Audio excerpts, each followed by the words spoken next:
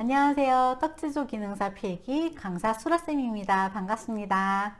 이제 마지막 챕터예요. 여러분들 너무 그동안 달려오시느라 힘드셨죠? 이제 조금만 더 힘내서 우리 떡의 역사와 우리나라의 문화에 대해서 조금 더 공부하고 마무리하는 걸로 합시다.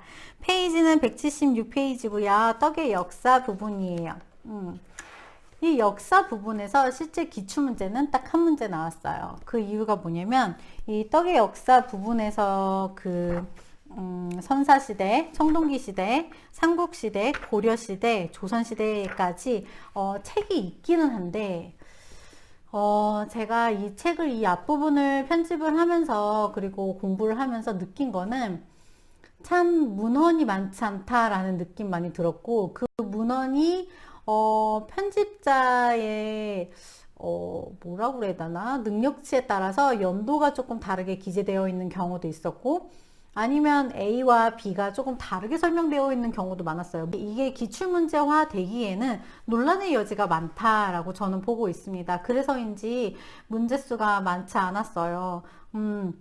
오히려 역사 쪽보다 문화 쪽에서 상당 부분 기출이 되었습니다. 우선은 떡의 역사 부분 한번 간단히 보실게요. 찌다라는 동사가 명사가 돼서 찌다, 찌기, 떼기, 떡이 떡, 아니면 딱딱가 먹다, 딱딱한 것을 먹다 해서 떡으로 변화되었다고 예측을 하고 있는 거예요. 물론 이제 어떤 문헌에 이게 있다, 문헌에 이게 있다이지만 정확한 거는 완전 과거이기 때문에, 그리고 글에 많이 나와 있지 않아서 우리가 어떤 책을 통해서 배운다기보다는 뭐뭐 했을 것이다 라고 생각해서 기재되어 있는 책들이 많았었습니다. 나누어 베푼다의 덕이 좀 세져서 떡이라고 표기되었다 라고 되어 있기도 합니다. 여기서 제가 좀 중요하게 봤던 건요, 떡이라고 한글로 최초로 기록되어 있는 게 중요하다고 봤는데, 그건 어디 있냐면 177페이지 관련 서적 및 역사표에 보시면 떡 규합총서에 1800년 최초로 기록되었다. 어디에? 규합총서에. 떡이라고 최초로 표현된 거는 바로 규합총서이다 정도만 알고 계시면 되실 것 같습니다. 그리고 선사시대의 구석기 시대와 신석기 시대 보면은, 신석기 시대의 주거 형태가 움집이 되고 불을 사용하기 시작하면서 우리가 떡을 먹었을 것이다, 곡식을 분쇄하고 또 쪄먹는 행태를 보여줬을 것이다 라고 생각을 하는데, 어떤 유적으로 그걸 예측하냐면 황해도 봉산 지리탑 유적에서 갈도를 우리가 볼 수 있었고요. 신석기 대표적인 유물 빗살무늬 토기, 이걸로 우리는 확인할 수 있다라고 되어 있습니다. 뒷장으로 넘어갈게요. 청동기 시대에는 우리가 경기도 구룡산 북편리 유적, 동창리 유적으로 도락을 확인할 수 있고요. 함경북도 낮은초도 조개더미에서 시루가 발견됩니다. 어디서? 함경북도 낮은초도 조개더미에서 시루가 발견되는데요. 이때 이 시루의 바닥에 구멍이 있고 손잡이가 존재를 해요. 그래서 현재 우리가 갖고 있는 시루와 매우 흡사한 느낌을 주는 그릇이 발견됩니다. 그래서 그거를 우리가 청동기 시대에 밥을 해먹고 떡을 먹었을 것이다 라고 예측을 합니다. 삼국시대와 통일신라 쪽으로 넘어가 볼게요. 제가 어떻게 정리를 했냐면요, 옛날 고적에 어떤 책에, 신라본기에 누가 어떤 떡을 먹었다고 하더라, 어떤 이유로 이런 떡이 이름이 생겼다, 어떤 시기에 누구에 의해서 어떤 이야기를 담고 있는 떡이다, 이런 식으로 정리를 했어요. 그래서 삼국사기 신라본기, 삼국사기 백결선생조, 삼국유사 가락국기, 그런 거, 삼국유사의 신라 효소왕 같이 그분들만의 이제 이야기, 스토리, 그 어떤 떡을 먹은 거에 대한 스토리를 담고, 그래서 어떤 떡류를 먹은 걸로 추정한다 라고 정리를 했습니다. 그 중에서도 이제 죽지랑에 무리가 있는 드고 라고 해가지고 요 삼국유사 관련 내용은 179페이지에 제가 내용을 조금 더 길게 풀었어요. 이유는 뭐냐면 요거에 삼국유사와 관련이 없는 사람은 누구인가 이런 식으로 내용이 나올 수 있기 때문에 한 번 더 깊게 보시면 좋겠다 싶어서 글을 적어 놨으니까요. 약간 소설책 읽는 것처럼 약간 국어책의 한 켠에 있는 내용처럼 좀 받아들이고 쉽게 읽어주시면 좋을 것 같습니다. 고려시대 같은 경우에는 세금을 낮춰주고 소를 이용하는 우경법, 이양법 등으로 사회적 농민 안정 정책이 활발하였다.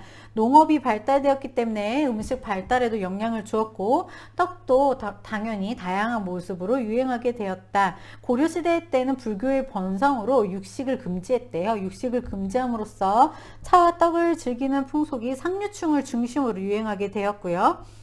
세시 행사와 제사 음식으로서의 역할 외에 떡은 별식으로서 널리 보급된 시기입니다. 송도 개경에 처음으로 쌍화점이라는 떡집이 생겨났는데요. 처음에 저도 이거 쌍화점?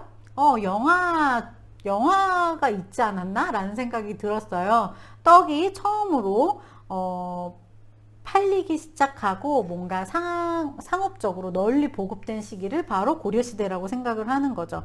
왜냐면 떡집이라는 게 생겼기 때문에 떡이 상품화돼서 일반인에게 널리 보급된 시기는 바로 고려시대라고 생각하면 됩니다. 그래서 지금 뭐 한치은의 해동역사 지복유설의 송살 기록을 인용 이런 식으로 내용을 적었잖아요. 이것도 뭐냐면 어떤 내용이 있는데 거기에 관련된 떡, 어떤 책이 있는데 거기에 관련된 내용과 떡 이런 식으로 좀 정리를 하시면서 이거를 읽어 나가셔야 돼요.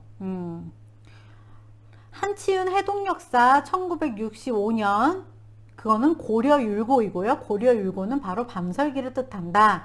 이렇게 알고 가시면 되고 지복유설의 송사를 기록한 인용 같은 경우에는 고려의 상사일 3월 3일에는 청해병이라고 그래서 쑥떡을 으뜸 가는 음식으로 삼았다 라고 되어 있어요. 그리고 180으로 넘어가면 공양한 때 목은이색에 져서 목은집에서 유두일에는 수단을 만들어 먹었고 찰수수로 전병을 붙여 팥소를 싸서 만든 차전병, 찰수수 전병이 맛이 좋았다라는 기록이 있습니다. 고려가요 쌍화점에는 당시 최초 떡집이 생겨났고 떡이 상품화되어 일반인에게 널리 보급되었다. 쌍화점에서 만든 떡은 밀가루를 부풀려 채속과 팥속을 넣은 증편류이다. 광종 고려사에는 거린들에게 떡으로 시주했다라는 내용이 있고 신돈의 고려사에는 떡을 부녀자에게 던져주었다는 기록이 있습니다. 제일 중요한 건 7번인데요. 별표 하나만 쳐보실게요. 승려일원 고려시대 후기 승려일원이 1281년에 쓴 삼국유사 사금갑조 기록에 의하면 신라의 소지왕이 음력 1월 15일에 경주 남산에 있는 정자인 천청정에 행차하였다. 이때 까마귀가 날아와 왕이 신하들에 의해서 살해될 위기에 처했다는 것을 알려주었다. 그래서 까마귀를 기념하여 찰밥을 지어 제사를 지냈으며 이것이 약식에 여기서 비롯되었다라고 써 있어요. 여기에 관련되어 있는 기출문제가 있습니다. 우리 기출문제 한번 보고 올게요. 150페이지 47번입니다. 47번 약식의 유래를 기록하고 있으며 이를 통해 신라시대부터 약식을 먹어왔음을 알 수 있는 문헌은 무엇인가? 바로 삼국유사죠. 방금 읽었잖아요. 그죠? 삼국유사입니다. 두 번째 우리 기출문제 한번 볼게요. 251페이지 51번 보실게요. 약식의 유래와 관련이 없는 것은 이라고 되어 있는데 금갑, 까마귀, 소지왕이 연결되어 있고 백결선생은 이게 약식과 관련이 없어요. 거기에 대해서 제가 해설을 좀 길게 써놓은 페이지가 있는데 260페이지 한번 해설을 읽어보도록 할게요. 약식의 유래는 신라시대로 거슬러 올라간다. 삼국유사 소지왕 10년 사금갑조에 보면은 역모를 알려준 까마귀의 은혜에 보답하기 위해서 소지왕이 정월 15일에 까마귀가 좋아하는 대추로 까마귀 깃털색과 같은 약식을 지어 먹이도록 했다는 기록이 있다. 그렇기 때문에 신라시대 삼국유사 소지왕 사금갑조는 연결이 되어 있고요. 백결선생은 무엇인가요? 그럼 밑에 볼게요. 백결선생조 제20대 자뷰왕의 검은고 명인인 백결 선생이 가난하여 떡을 치지 못하였는데 섣달 금음날 아내가 이웃집 떡방아 소리를 부러워하자 떡방아 대신에 아내에게 들려준 떡방아 소리를 내어서 위로하였다. 소리로. 그러니까 검은고를 튕겨서 떡을 찌는 것처럼 들려주었다라는 거고요. 이거는 저희가 치는 떡, 도병류에 해당된다라고 볼 수 있어요. 이렇게 해서 우리가 좀 고려시대는 조금 깊게 봐주시는 게 좋을 것 같아요. 왜? 기출문제가 나와 있고 고려시대에 생각보다 많은 그 내용들이 많이 있어요. 책도 있고 쌍화점이라는 것도 포인트가 되어 있고 불교가 번성하였다라는 내용도 있고 고려시대에 고르시오에 1, 2, 3, 4에 넣을 만한 내용이 굉장히 충분히 들어가 있기 때문에 고려시대는 반드시 암기해 주시면 좋겠습니다. 조선시대 같은 경우에는 각 지역마다 특색, 특성, 향토 음식을 접목한 다양한 민속 음식이 생겨난 시기입니다. 떡의 주재료뿐만 아니라 부재료로 이제 과일, 채소, 뭐 기타 고물, 약초, 향신료 등 골고루 다 넣어서 여러 가지 떡을 해 먹었던 것으로 생각을 하고 있어요. 궁중에서는 고가의 부재료로 폭넓게 사용하였고 연회에는 당연하게 이제 떡이 올라가기 시작합니다. 문헌도 250종의 다양한 떡 종류가 나올 정도로 우리나라가 이제 떡에 대해서 많이 깊어지고 굉장히 다양해지고 많은 사람들이 먹었다라고 보시면 될 것 같습니다. 여기에도 책 대비 내용, 책 대비 내용, 책 대비 내용 이거를 전부 다 외워주셔야 돼요. 예를 들어서 181페이지 음식 디미방도 중요하지만 규합청소의 혼돈병, 규합청소의 석탄병, 네, 규합청소의 기단가오 이런 것도 좀 외워주셔야 되는데 예를 들면 이거예요. 석탄병이라는 걸 가리고 규합청소에서 나온 떡으로 맛이 참아 삼키기 안타까운 거로 뭐뭐뭐라고 했다라고 하면 그 안에 들어가는 떡의 이름으로 알맞은 것은 이라고 했을 때 여러분이 석탄병을 바로 골라주실 수 있어야 합니다.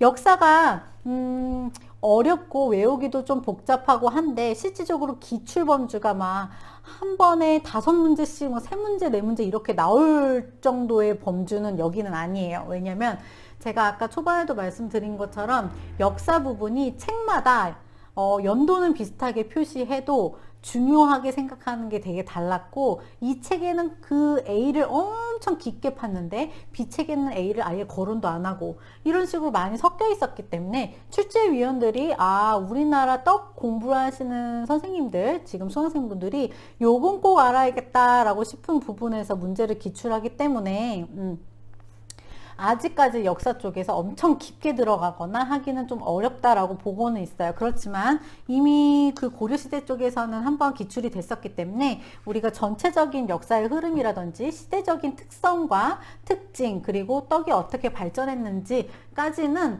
얼추 이해를 하고 암기가 일부 되어 있으셔야 합니다. 그런 면에서 우리가 기출문제 한 번 더 풀어볼게요. 251페이지 54번입니다. 떡과 관련된 내용을 담고 있는 조선시대에 출간된 서적이 아닌 것은 책 아까 다 말씀드렸잖아요. 무슨 책은 언제, 무슨 책은 언제, 무슨 책은 언제 이걸 암기하셔야 되는데 이조 궁정 요리 통고 같은 경우에는 우리가 그 근대 이후에 나온 떡 책이 이름이에요. 그래서 이런 것도 느낌상으로 조금 찍어주시는 것도 나쁘진 않지만 전반적으로 도문대작이랑 음식 디미방 같은 경우에는 당연히 조선시대라고 알고 계시면 좋겠어요. 네. 그래서 임원 16지랑 이조 궁정 요리 통고를 중에서 고르시는 게 되게 헷갈리셨다면 공부를 얼추 그래도 하신 편이다 라고 생각하시면 되시는데 그것도 둘 중에 하나 찍히고 50% 확률이니까 저희가 조금만 더 공부를 하고 조금만 더 암기를 하면 좋을 것 같습니다. 간단하게 떡의 역사에 대해서 얘기를 했고요. 이제 제일 출제 기준이 많았고 정말 여기는 완독해야 되고 전부 다 외워야 되는 바로 떡의 문화 파트를 지금부터 알려드릴 건데요. 저희가 요거 끊고 다음 시간부터 다시 알려드리겠습니다.